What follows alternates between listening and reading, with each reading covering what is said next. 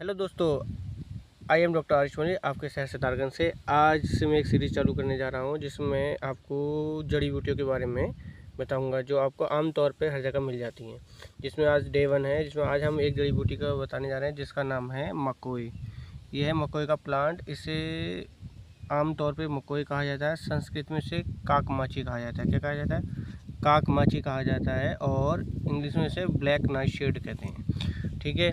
ये आयुर्वेद में बहुत ही लाभदायक औषधि बताई गई है। इसके खासियत ये है कि ये पहली बात तो इसके पंचांग यूज़ होता है। पंचांग का मतलब होता है इसकी जड़ हो गई, इसका ये तना हो गया, इसके पत्ते हो गए, इसका फूल और इसका फल, पांचों चीज़ें यूज़ की जाती हैं। ये इसकी खासियत है। और एक खासियत ये है, ये वात पित्त कफ, या आयुर्वेद के 3 फंडामेंटल रूल हैं। वात पित्त कफ तीनों पे बढ़िया काम करती है। तीनों को ये मेंटेन करने का काम करती है।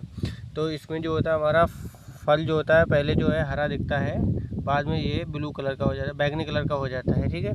और इसका कच्चा फल जो होता है वो जहरीला हो सकता है। पका फल जो होता है वो हमारे लिए लाभदायक होता है और मीठा हो जाता है और पौष्टिक हो जाता है।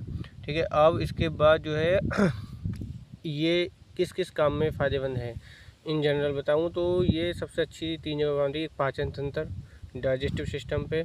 दूसरा इसका फ़ायदा होता है हमारा लीवर पे, बहुत अच्छा काम करती है, लीवर में सूजन हो कुछ भी हो। और तीसरा हमारा किडनी में। अगर किसी को इन 3 चीज़ों से रिलेटेड किसी को प्रॉब्लम चल रही है तो वो इसके फल का यूज़ करे, इसका पंचांग यूज़ करे, इसका कुछ भी मिला के 4-5 चीज़ों को यूज़ कर सकता है। ऐसी डायरेक्ट खा सकता है और इनका रस बना के भी पी सकता है, क्वाथ बना के पी सकता है, सब में काम करेगी।